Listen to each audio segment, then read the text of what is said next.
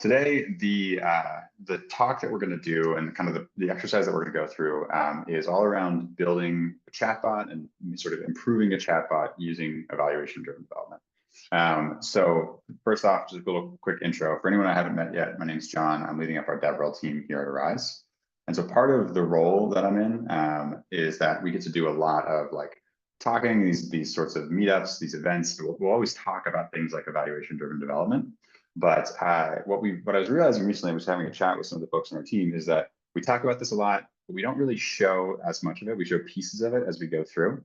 And so I thought it would be useful to kind of go through a live example of, let's take an app that we built, let's take an MVP, how do we improve it? How do we use evaluation-driven development to actually improve this app and make it better and kind of take it from like a sort of skeleton to something that works a little bit more consistently. And so we're going to try to go through that today. I will tell you guys this is a little bit more of a live session. So I have a couple slides, then we'll jump into the code and into some of the tools to use and go through this process. I hope it all goes well. We're doing a lot more live than we normally do. So bear with me if we hit some technical glitches as we go, and should be pretty fun to go through. Right. So a little bit of background. I think folks who've hopped on sessions before have probably heard us talk about evaluation-driven development, or some folks might be familiar with test-driven development as a previous kind of standard of approaching software development. So evaluation-driven development is sort of the LLM specific or LLM application specific cousin of test-driven development for those who are familiar. And the whole idea is that it is all geared around building based on evaluations and building towards these evaluations, as opposed to just sort of creating an application, putting it out into the wild. It's having a set of test cases or a set of tests that you run, try to improve your performance on, and then eventually get to a point where you have strong enough performance and then launch.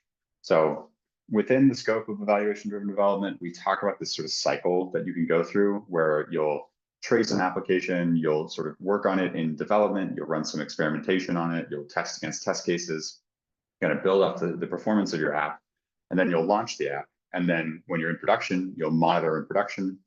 You'll inevitably find new inputs or new kind of questions that users have that you need to incorporate back into your testing so that you can continue to improve. And it becomes this virtuous cycle where you're gathering insights from production, folding those into your development process, and then using some of the experimentation tooling and things like that to improve your application based on those production learnings, and you kind of continue from there and keep getting better and better and better.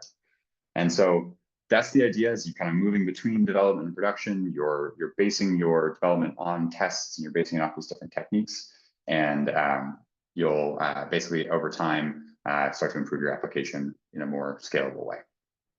And so that is a lot of conceptual talk. So we're going to actually just go through, for most of the time here, we'll go through an example of what that looks like. So we have a quick little app that I've put together. We'll share the link for it in a sec. This is like very much an MVP that we just sort of threw together because we wanted to sort of show how you can use some of these techniques and approaches to start improving your app pretty quickly. So in this case, I just threw together a little quick travel agent chatbot. So again, we'll share the code in a couple slides here. Or actually, Sarah, if you want to drop the link in, you're welcome to drop it in now. Folks want to kind of check out the GitHub as I'm talking about the agent as well. So we have a chatbot agent here that can answer a few questions. It has a few different tools and can kind of help people book trips, plan trips, kind of go through that stage. So again, if you've seen some of our other slides, you've probably seen diagrams that look like this before. This is kind of a very common pattern we use for a basic sort of agent/tool calling LLM application here, where you have a router that can take in an input from the user, might also take in some chat history or some pieces from memory as well there too, and then can choose to call a tool, and then that tool can respond to the user. So in this example, we have an itinerary tool that generates an itinerary for the user for their trip. We have a flight search tool, which can actually you call an API to receive some live flight information. And then a travel info tool that just looks up data about a specific location, and finally a tool to make a packing list there. So a little bit of like contrived pieces here, so I'm just catching up with the chat as we go through. Some kind of examples that we'll use as we want to go through the agent here. And a couple of tools we're going to use. We're going to use Arise Phoenix. I'm going to show you guys using the open source tool just so you guys can follow along with it as well as you go. Everything we're doing can be done in Arise Enterprise as well. So just know that. And then, so we're going to go through tracing. We're going to use experiments and data sets. We're going to use some prompts and prompt playground, which is actually kind of a newer area. And I'm excited to show you guys some of that. And then we're going to go through and use evaluations and some human annotation as well. So we're going to take all of these kind of features and incorporate them into a cycle of development here. All right, so if you want to follow along, here's the link. I think Cher shared it in the chat as well. Thank you for that. So if you want to follow along, feel free to grab this agent. It's just on my own GitHub. It's fairly straightforward here, and we'll give you an idea of how the structure is going. I'll do a little quick run through of what is going on there as well, so everyone knows. I'm going to take a quick moment to just catch up and make sure I didn't miss anything from the chat as we go. Awesome. Love all the messages of where people are from. Oh, we got some international too. That is great. Great to see. Eventually, I will probably get back to your question around different evaluation metrics that we'll be tracking. We're going to talk about that as we go through as well. And I love all the AI agent or AI note takers that we have in there too. Okay. So with that, I am going to jump into the agent that we have. I'm going to quickly show you guys in Phoenix what the agent is doing. Forgive my hundreds of projects here that we are going to be building off of. Because basically we have this chatbot. Actually, let me start from the chatbot itself. That's probably easier to see. So we're running a chatbot here. We can answer questions like where should I go? I think I saw Poland in there as someone was dialing in from. Where should I go in Poland? Let's see what our chatbot comes back with. This thing is intentionally kind of bad because we want to show how we can improve it over time. So hopefully it gives us a real answer here, but we'll have to see. I am a little bit impatient, so oh, there we go. Okay, so we can answer questions about where we should go in a specific location.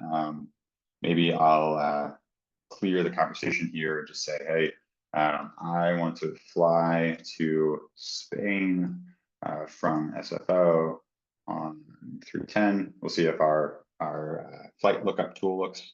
So it looks like we had an issue with there, so we might run into some things like that, some issues that we might run into there. I think if we do this, let's see, if we do this with a year, does it better? I think it'll be a little bit better there. Okay, now we have some flight information. So you can see we've got kind of this brittle agent. Doesn't seem to be working very well. Yeah, and the chatbot code is also in that get, I should say. So we've got our agent kind of working, not really working super well. Let's look at how we can improve that with evaluation-driven development. And there was a question about what model we're using. This agent is using GPT 4.0 or 4.0 mini right now. Just kept it very basic there. So you can actually see I've set up tracing with the agent just so we can have something to work off of. I think when I was developing this agent, actually, when we were going through, we would take I had Phoenix on one screen, I had my IDE on the other, so I could kind of see these runs as I was trying to understand what was happening. But you can see if I click into one of these, I can see there's a couple things that are happening here whenever my agent runs. I can see that we're calling an LLM. Looks like there's some weirdness there where a user message is popping up twice, but we're doing a function call here using GPT 4.0 mini to call an LLM. We're passing in some tools that it can use and some areas it can interact with there. And then it will go and process any tool calls, and some of those involve their own LLM as well too. So you can see this one says one of our tool calls, we get a response back. So from here, we could just like test random things into our agent. We could put in random inputs and see how it does. We can kind of keep building from there. And if we were really at the like stage 0, it might make sense to start by doing some of that too. But let's just pretend we've done a little bit of that testing already. We want to kind of have more of this robust approach. What do we do? So instead of just plugging in random inputs, we're going to use some evaluation-driven development approaches here to set up a set of test cases that we can work against. One thing that we can do to do that is we can actually build in a set of test cases as we go. And so I'm going to go into the dataset section here, and I'm going to add in some test cases. So I've already created some of these. They're in the repo as well. I'm going to create a new data set from CSV, and we're going to have these as our router tests. So we're going to test out our router on some examples. So if you're in the GitHub repo, you'll see there's a generated questions folder. I've actually gone very straightforward here, and I've actually generated some of these questions, but you could also curate them yourself.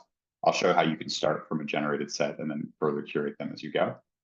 So in this case, I'm going to pull in the CSV and set a couple, actually really quickly, I'll show you what that CSV looks like, but it has a set of some questions and then the expected function that would be called for that particular question. And so I can open that up, and then we'll add in question as our input column. and expected output as our output column. I can create that data set. And then now we have a data set of test cases. This is kind of our initial ground truth that we want to compare against. We want our model to be really good at routing for all of these particular examples. So we've got our data set, and I could pull this into my code and start running it there. I'm going to actually do one other thing here, which is I'm going to use it in Playground, which makes it a little bit easier to iterate on within our UI here. So I could just pull this into Playground. I'm actually going to go into a different area here and do a little trick to pull in our router prompt and actually save that prompt. So this is using a little bit of Phoenix here that is pretty helpful, where I'm going to go and I'm going to grab one of our traces. I'm going to go to our router call, and I'm going to open this in Playground. And I like to think of this kind of approach here as kind of like a what if analysis almost, of saying, okay, let me step back into that time, pull that call into this Playground here, and then that will actually pull all the variables, pull all the prompts, all those kind of pieces in terms of what was happening at that point, and save it there. So here I've got things like the tools that were passed into our LLM. I had the system prompt and the user prompt up there as well. I had a couple different pieces. And I could rerun there. I could try out different models. We'll look at some of that in a second. But for now, I'm actually just going to save the prompt itself. So I'm going to say, okay, we've got our prompt here. We save this. I've already got one built in, so I've got this travel agent router. So I would save it as that and just create a prompt there. And then that will give me a new prompt that is saved within Phoenix. And so if I click into that, you can see we've now got this like prompt object. And so the reason I like to do this is because I can start to version and iterate on this prompt, and it'll actually store all of my versions here as I keep going through and as I keep trying these things out. So it's nice because I can kind of go back in time and see kind of the different iterations and the performance across those iterations. You'll see the saves are system prompt, user prompt, travel info, all those different pieces there. And I'll come back to this, but we actually are pulling these prompts out programmatically to use within the code as well too, which is kind of cool.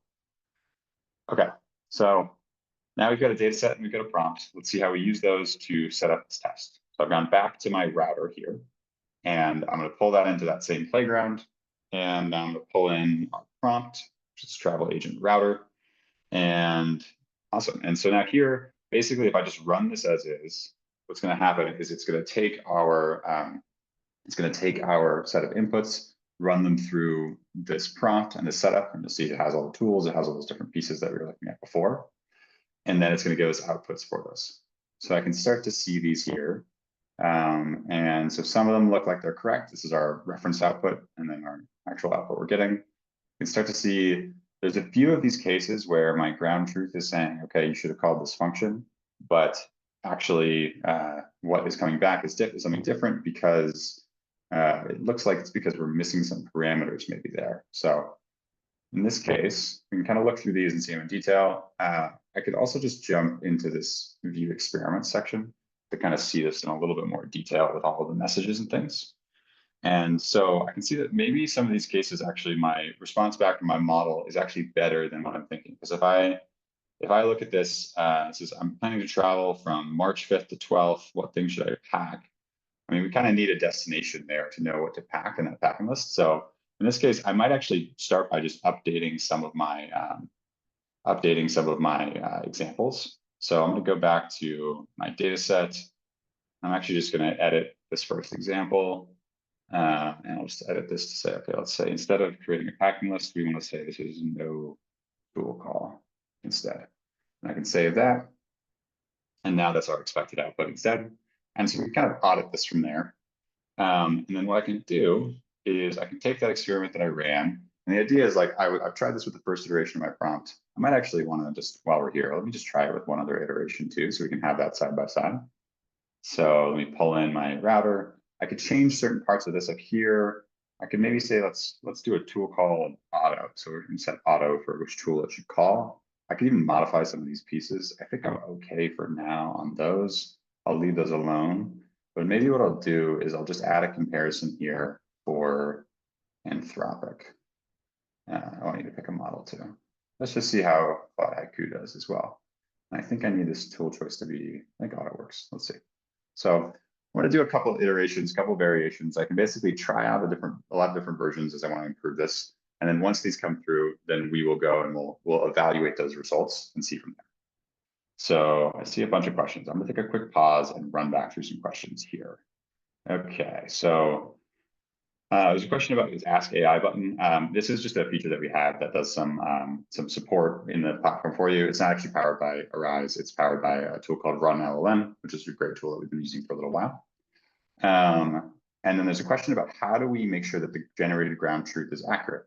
I think typically you kind of do what we had shown a little bit there of like you do want to spot check that. So if I had generated the ground truth data, those ground truth data sets, it's always helpful to go in and actually modify them, test them. So a lot of times you would actually hand curate that. And it is something that can kind of iterate over time. So even though we generated the initial ground truth data set file, that's really just for convenience to kind of have something to edit off of. You do want to have a human like looking through and checking that, as we did in this example. There's another question here around whether Phoenix can be run on AWS Infra.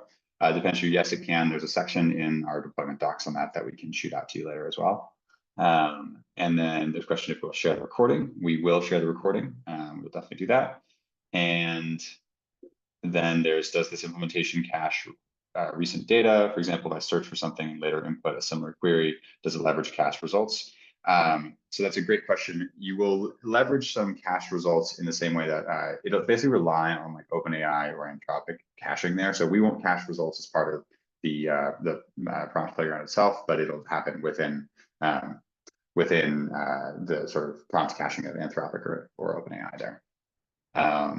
Cool. All right, we're gonna get a ton of questions in here. This question of perhaps I'm missing something, but it looks like one needs to know that around Rise. That is true. I'm definitely using Rise as a power user here, but I think hopefully some of the concepts will come through as well. I think the intention is that Phoenix makes it easier to do some of this stuff, but really the core idea here is you're testing against a ground truth set of data, you're using test cases, you're applying those, whether you use Phoenix or not. I think we try to make it easier to do, but at the end of the day, try to get the concepts across, and hopefully that is useful for you, even if you're not using Phoenix. And a couple last ones here. Does Phoenix support customer locally hosted LLMs? Yes, you can run local hosted LLMs.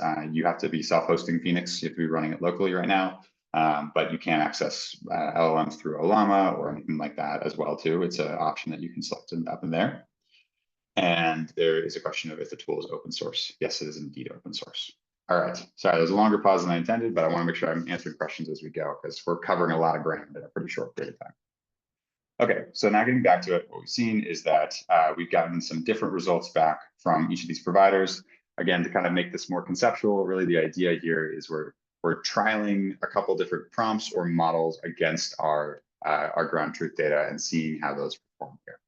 So in some cases, you can see it's coming back with expected results. In some cases, it's asking for more information. So we could kind of continue to tune from there. One other thing that we can do is actually evaluate these results. So this is something where it can be helpful to, instead of just checking one by one, run a more of a scaled evaluation across the results. Again, you could do this with Phoenix or not. I'm going to do it using Phoenix in this case, but I'm basically going to grab one of our runs there. And as part of, let me go back to my code. As part of the file that is shared, there's an evaluators file that I've included in here if people want to check it out. Happy to go through this in more detail, but at the cost of dragging this down too much, I don't want to go through too much code, but I will show you guys what we're doing here, which is basically taking an experiment that we ran and applying some sort of router evaluation to it.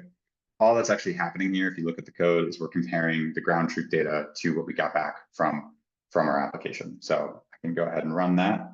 And I have to close down my application really quick. We go ahead and run that. And that'll run a set of evaluations. And if I go back over to our system here, we'll start to see basically our success rate there. So I want to throw in one more for our other test that we did. And we can kind of compare the success rate across each of them. And so from here, I'll go really quick. And so again, whether you're using the tools or not, now we have pretty similar. So it looks like our Anthropic versus our OpenAI test resulted in pretty much the same kind of results. So we could go in and look in a little bit more detail. And this is where we'd want to start seeing, okay, where did it fail? So fail means that we got a 0 instead of a 1 on some of this. And so it looks like This is maybe another example where we want to update our data set, because in this case, we've got what flights are available from Boston to Miami, and this is asking for the dates, which is probably something that we want. So this is an idea, this is a sense where we can test out to see maybe we want to include the dates specifically and make that required or a required parameter. So we can either update our data sets or we could update our prompt there. And then this one, similar kind of thing. It looks like it's missing the check-in and check-out dates for the trip. And so we may want to include those as an optional parameter, or we can go from there. So this starts to give us, okay, we're testing against a ground truth set. We can see where we're making mistakes, where we're improving. And so from there, what I might want to do is I might want to actually, we got some date issues. So let's do one quick thing here.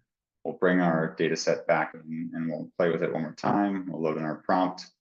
And then this time I'm actually going to change the tool use to be, let's make some of these parameters optional. Because I think we want to say, okay, if you get a flight, for example, let's make these parameters optional. We'll remove them from the required list. Using that one.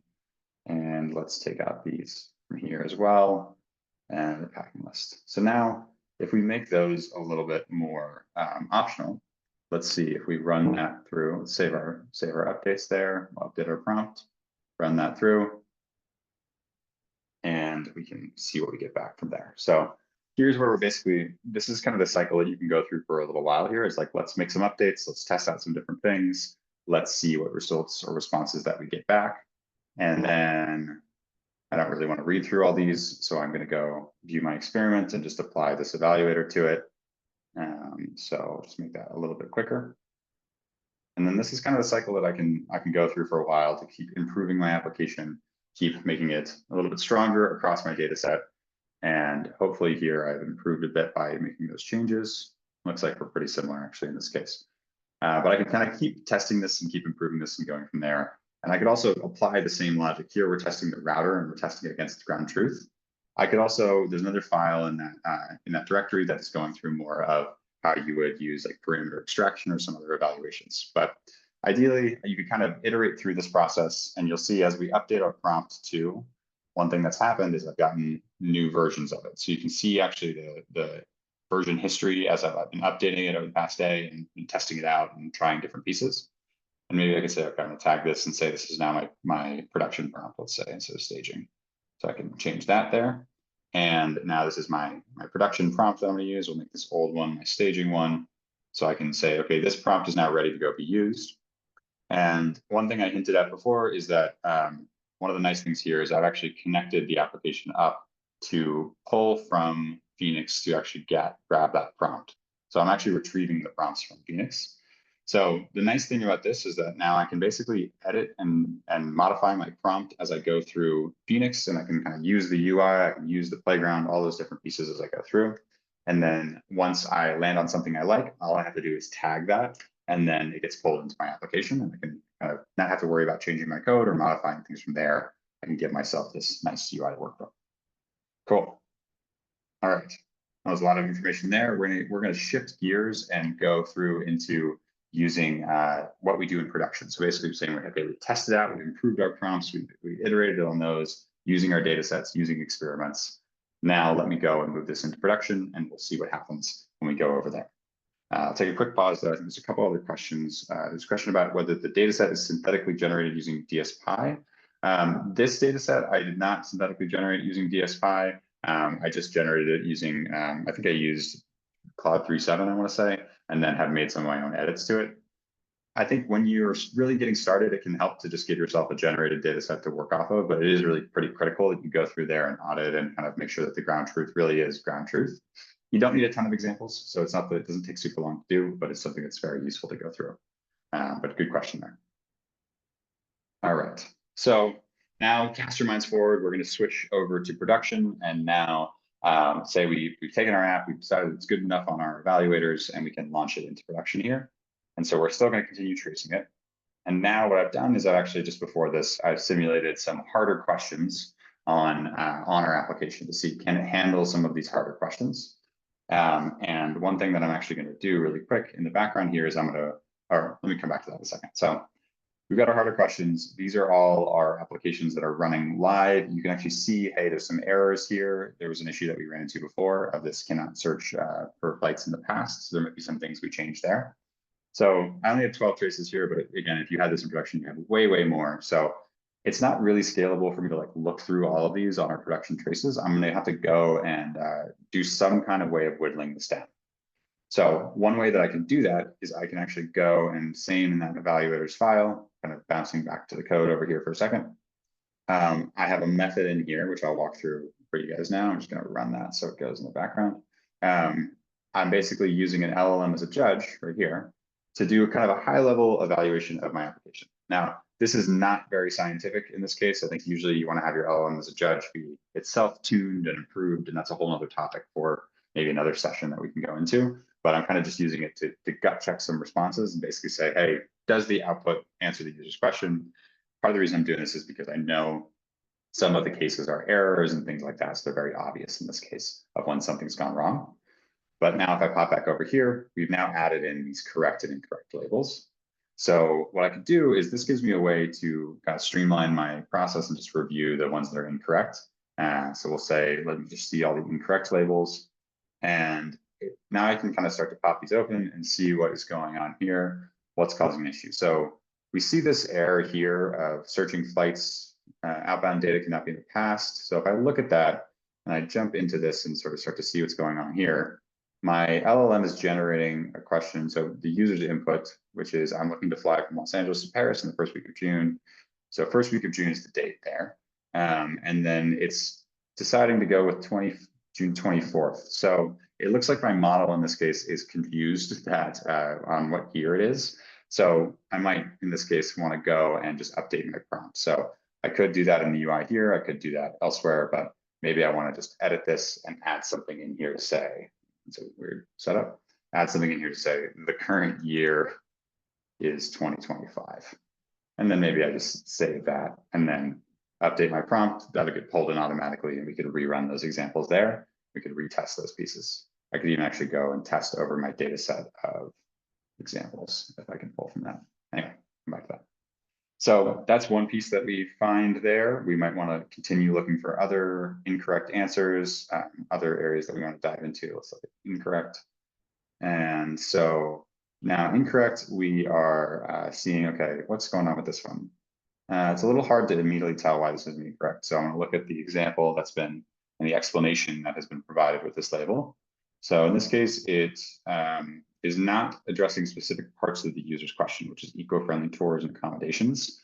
So it's not fully answering the user's question there, which is interesting. So in that case, it's not necessarily the router tool or the router LLM that's making a mistake. This is correctly calling the right function, but it looks like our travel info prompt is not necessarily working properly here. So what I'll do is I will grab this and say, okay, let's open that up in Playground.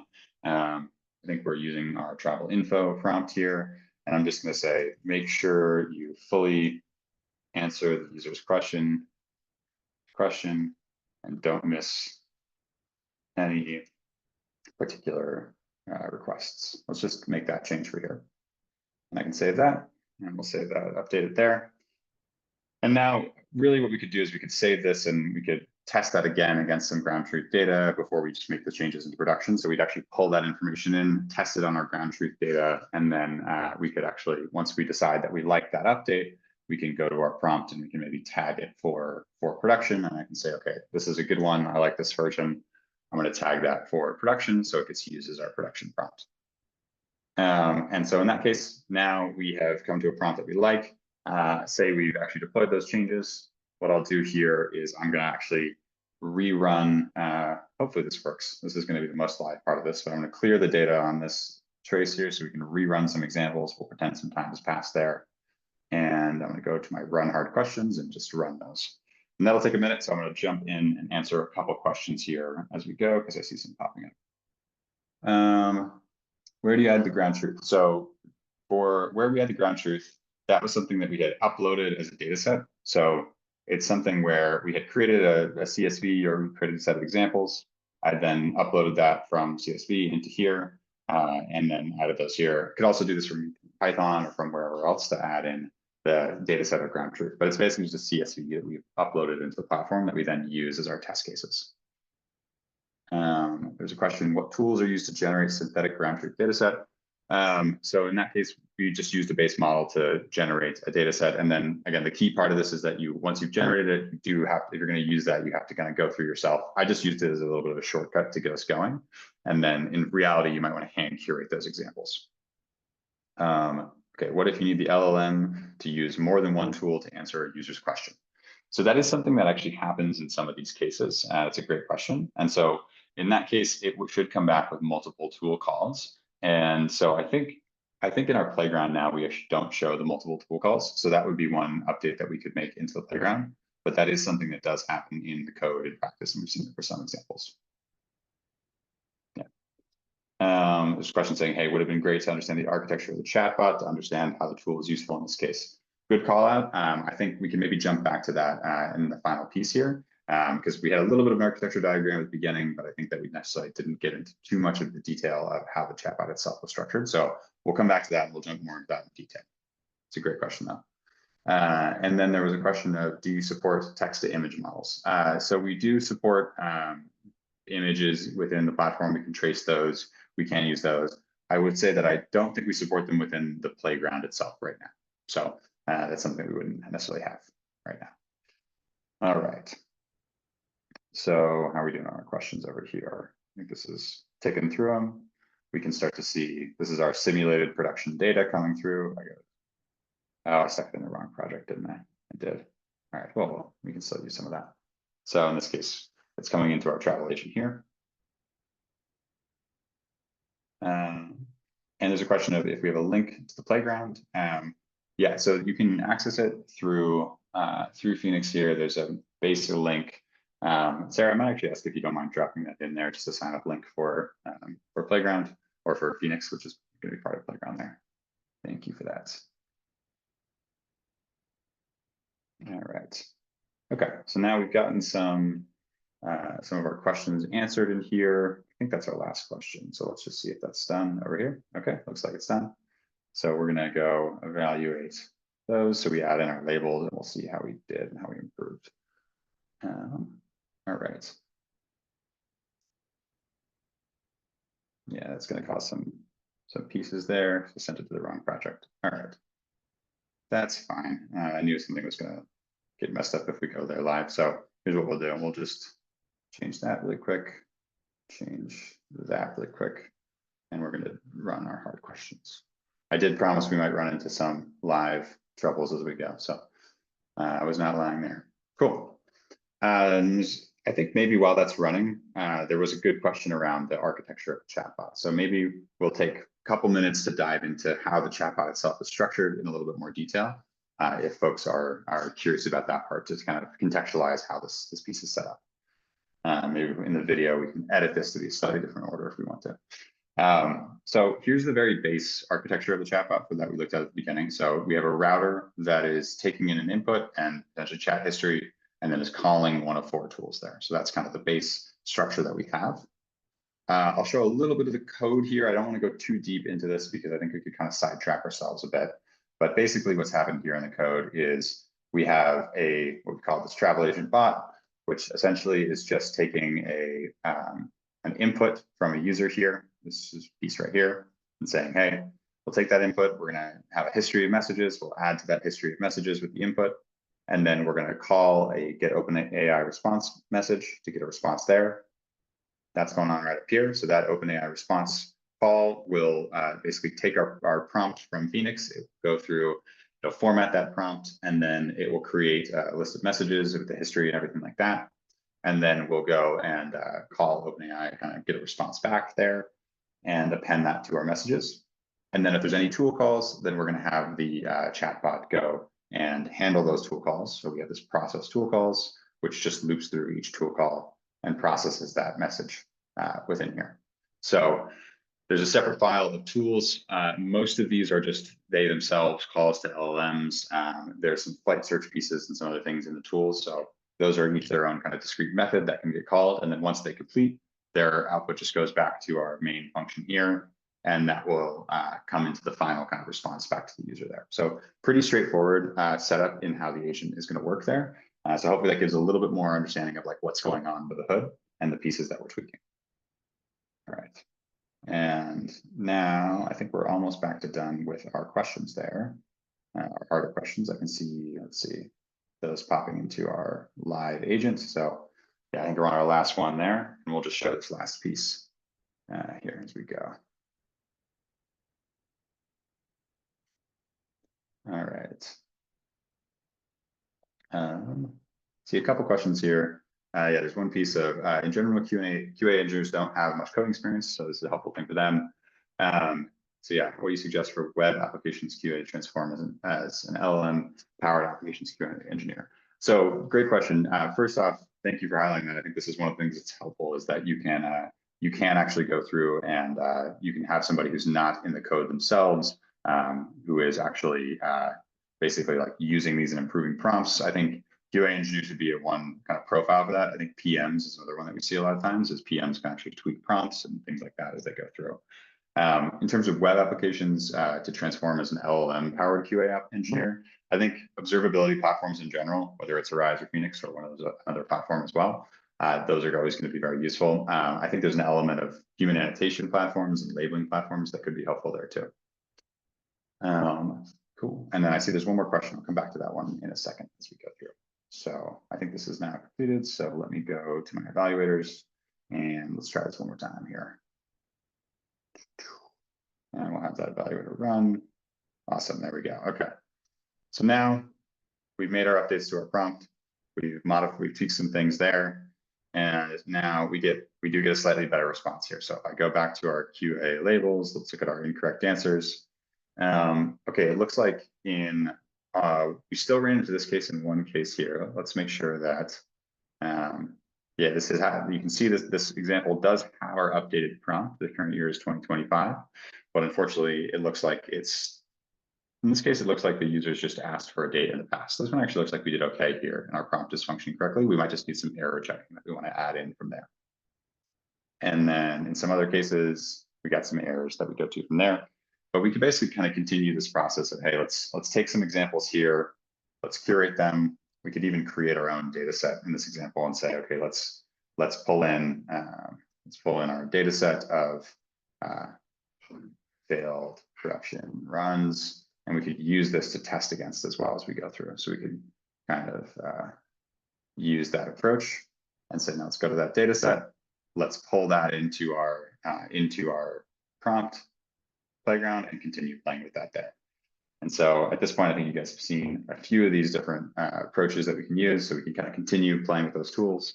And so continue trying to improve our application until we can really start to boost some of the metrics that we track up here and metrics that we're tracking for our application. So a little bit of jumping around there, but I kind of wanted to give you guys a picture of how all of these different tools can be used to use this evaluation-driven development approach of testing against a set of test cases, incorporating production learnings back into those test cases, creating data sets from them, and then being able to test from there. So I know we went pretty quick through that. So we'll hang out and go through a couple more questions as well. There's a couple that we want to tack on as well. So one, do you insert the checkpoints yourself, or does the tool automatically tag the checkpoints tied to a tool call? I'm not entirely sure what you mean by checkpoints in this case. I think it might be related to tracing, which I know there's a question about. Can you cover the concept of tracing a little bit more? So I can show that, and then Shimon, let me know if that answers your question as we go through. So I'll touch on tracing really quick because that's actually pretty straightforward to see here, and I think that would be helpful for folks to see. So for the tracing, basically what we've done is I have this instrument file that sets up tracing. All this is really doing is connecting to Phoenix here, and it connects based on some environment variables that have been set. And then we're using this auto instrument tag here, which will basically take any of these instrumenters that you added as packages and say, okay, we're going to instrument that corresponding package. So this is really what is allowing us to see all of the LLM calls. So all of the OpenAI calls that we made. You could do the same thing for Anthropic or for LangChain or for any other model provider or orchestration library. And then I've done a little bit of extra manual stuff here to basically add in what you see here. So add in these chain spans and these decorators here. And these are what is going to give us a couple of the extra sort of information traces that we see. So those are all the pieces that I'm actually adding to get the tracing set up. And then you've kind of seen here what that ends up looking like is you get something that looks like this. So the white cells here, the blue cells, and the yellow cells are all from those decorators, those @tracer dot whatever decorators. And then the orange ones are coming from the auto instrumentation that we did. All of this is built on OpenTelemetry. So if you are familiar with OpenTelemetry, then we're basically just using OpenTelemetry tracing. So if you instrumented with that, you would also see that pass through into Phoenix as well. We're just a collector for OpenTelemetry there. Hopefully that answers the question around some tracing. Okay, and then there's a great question here. How do you define a criteria to say, now this application is ready for production, especially in highly regulated industries like healthcare or insurance? So it is going to be kind of case by case, depending on what your application is and what industry you're in, as those ones you mentioned are going to be a little bit more rigorous. I think really what it comes down to is you can think of the data sets of ground truth that you have as your sort of like test or your checkpoint, or like sometimes you use your boards if you're a doctor, for example. Like this is the set that you need to clear before the application can go into production. So it really comes down to structuring this data set and this ground truth set really rigorously, because you can basically set up one that says, okay, if I can do all these things right, then I know this application is going to be good enough to go into production. Unfortunately, that's where it is a little bit more case by case, because it's you have to be able to say what is doing everything right here. And again, it's really hard to actually fully cover all the cases that you'll see. I think the reality is once you get into production, you'll get answers or questions that you didn't expect. The bot will do different paths than you expected. So that's where some of the production side and some of the monitoring once you're in production comes into play. But yeah, to answer your question, I think it typically comes down to how do you structure a data set that is kind of the bar that you need your application to pass. I love the takeaways from the bots that we have. That's really fun. Cool. And then there was a question of switch devices. Can we have the AI overview link again? I'm not entirely sure which one was the AI overview link, but maybe we can just drop the final links that we had of Phoenix and then the slides and the GitHub that we had. And so can you demonstrate adding more data to the ground truth? Yep, definitely. So one thing that we could do from here is we could add an example, and I could just basically go in and say, let's say the input is, what's my format? It's just the base input. Okay, cool. So I could say the input here would be, I want to fly to Cabo next summer. What are my flights? And we'll make it hard for it. We can say, what are my flights and my, or what flights are there and what should I bring? We'll make it a little harder for it. And then we could add in here in the ground truth, we'd have to just type it in, so we have to know our function names. We could do create packing list. And we'll say this first one is flight search, I think is what it is. So we could set up one like that. I think I wouldn't necessarily recommend, let's see, let me add it. Why is it? Oh, because the comma, I was not liking that, I think. Oh, this is why, because it needs to be in quotes. There we go. Let's do that. Don't we just love live demos and typing here? There we go. Let's see if that'll work this time. Nope, right extra. Go up there. Okay, well, I'm running into my JSON piece and I won't let you make you guys watch me struggle through that, but we should be able to capture. Oh, I know. I think it's because we need. Anyway.